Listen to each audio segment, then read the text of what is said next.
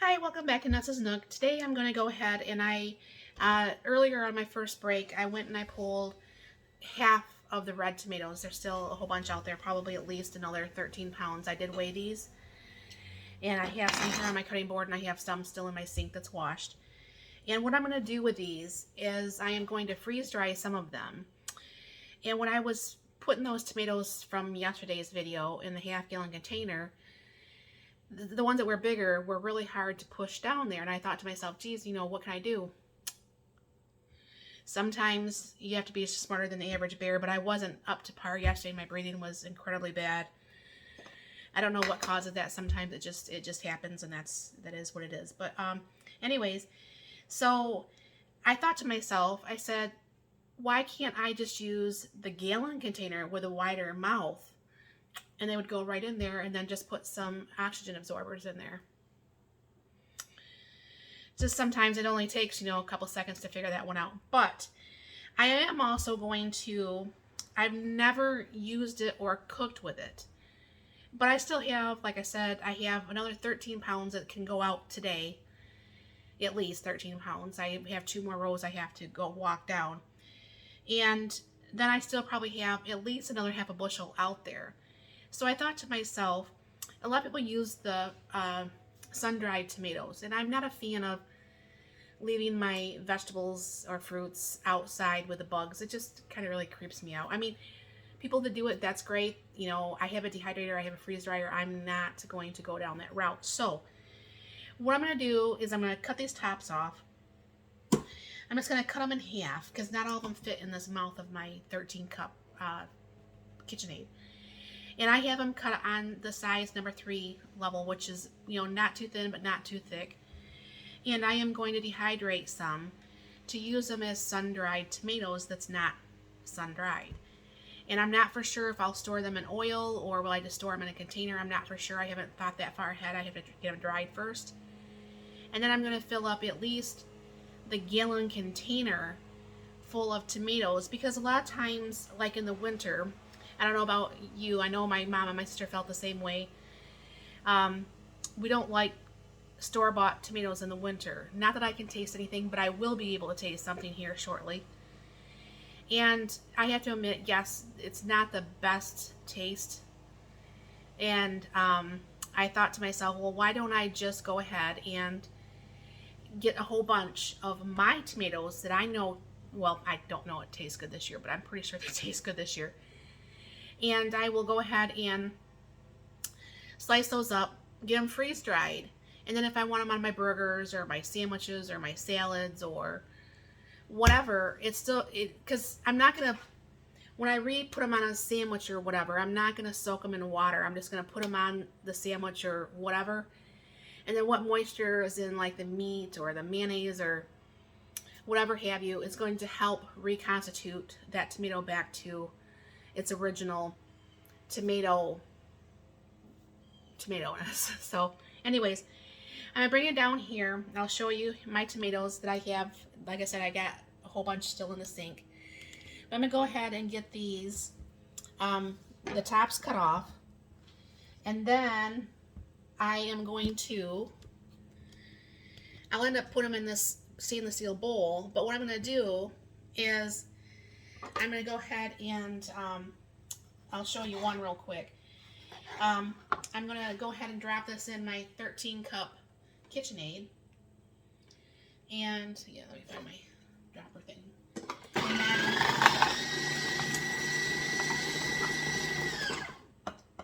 I think I'll just go to the thickest. I don't think that's I think that's thinner than what I want right there, but. And I think some of my tomatoes, I should have probably peeled or picked them the other day, and I didn't. I mean, they'll still be okay, fine. The one that's more like this, I'll go ahead and make those for my sun-ripened tomatoes. Because like I said, those will actually most likely be put in the oil that I see people use. So I'm going to go ahead and I'm going to get these cut up, and I'll bring you back. Alright, this didn't work out exactly like I expected. A lot of these, I don't know, they just got let me move this over like this. A lot of them got too mangled to be like to go in the freeze dryer. So the ones that I have left, I will go ahead and just cut by hand, even though, gosh, I really don't want to, but I'm going to. And these ones will become the freeze-dried, or not freeze-dried, sorry, sun-dried tomatoes. And now, I have learned in my lesson from previous years, let me turn this down a little bit further, that when you do tomato products and sticky products on your dehydrator trays, you usually end up with quite the mess. And it gets stuck to it, and you play heck trying to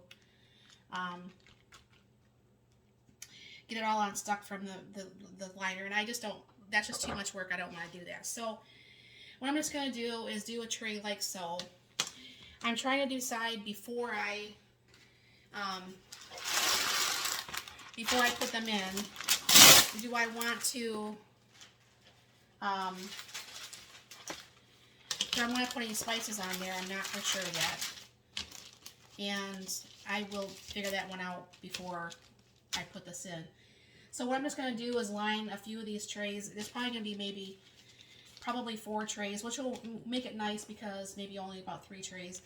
It'll make it nice because you could sit there and have more room in between the trays, which I think allows it to actually dry faster. So I'm going to go ahead and get these on the tray, and I'll bring you back once I figure out how many I have. And if I'm going to actually do any spices on these to make them more of the sun-dried, which is not sun-dried tomato. Okay, I'm decided I'm going to go ahead and put some spices on here. So this is a little bit of parsley. And I end up with the 3 trays. Now, I don't know for sure if anybody has used this or not. And you can do the same with, I mean, I wouldn't spice them, obviously, because that'd be kind of crazy. And this is some oregano. That was parsley, by the way. And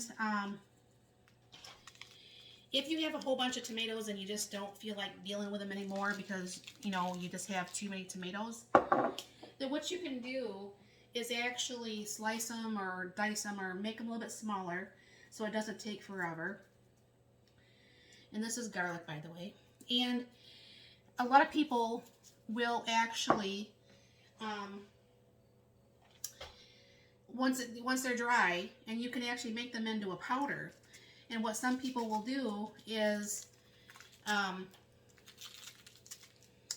they will make it into a tomato powder. This is pepper. That was salt, by the way. Make it into a tomato powder that you can make into tomato sauce, tomato paste, tomato whatever. So here's a little bit of garlic, or I mean onion powder. And this is, I don't know exactly how long this takes. Every so often I'm just go back in there and I will flip them, you know, so they all get dried evenly. Even though this is a 9-tray Excalibur, it dries very well. I just like the evenness when you flip them frequently. I don't know how many people actually do that, but I do like to do that. And with the 3 being in there and not being a full tray or full 9 trays, I should get very good time on this. It should dry, especially with going in and flipping those around. But if you do try to do this and you make the tomato powder, which I have done in previous years, it works fabulous. It's almost like a 1-to-1 ratio. 1 ounce of powder to 1 ounce of water to make like tomato sauce. A little bit less than if you want to make like tomato paste or whatever have you. But I'll bring you back because then what I'm going to do is go get more of the parchment paper out and put the rest of the tomatoes I have on the freeze dryer trays, and I'll show you that. Alright, I already got 1 tray already filled. And then what I'm going to do is when I get to the bottom of these tomatoes, like any of the butts that I have, then what I'll do is I'll put that like in my Vidalia chopper, and as you can see from that video I did yesterday, then what happens from that is I will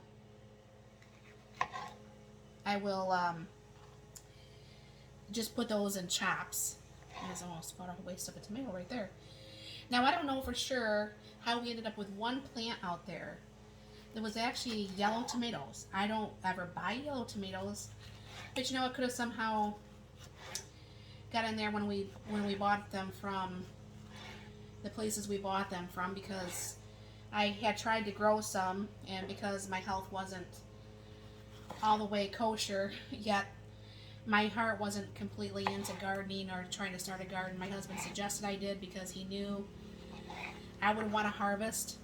He was right. He's usually always right. Don't tell him that, but he's usually always right. And he's like, no, no, no, we got the garden ready from last fall. Just go ahead and start the plants, and I'll help you with everything that needs to be done. And, you know, God has really blessed me with a very, very wonderful man. I mean, he's not perfect by any means. I am definitely not perfect. But during this whole illness, I mean, we've always loved each other. I mean, we've been together for, I don't know, it's been a long time. 2002 is when we met. And this December, we've been married for 19 years. And so you figure 23, we've been together for, March of 23, we've been together for 21 years.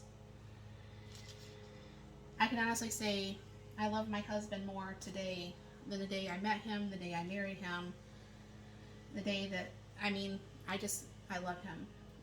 He's definitely my rock. I mean, he helps keep me grounded when I have my little wig out sessions, and when I don't think the whole world is understanding me, you know, he's there. So, you know, he's got me, and he understands me sometimes better than I understand myself, which is sometimes a very good thing. But I'm going to go ahead and get these trays done. I'm probably going to have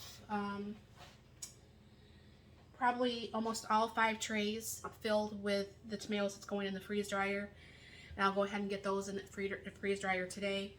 I'm not going to pre-freeze them because I have in my freezer, yes, but I don't want to mess with it. I'll just spend that little extra time with the freeze dryer freezing it. So, like I said, I'm just really glad that my husband, he's there to help me push that. I was going to sell my freeze dryer.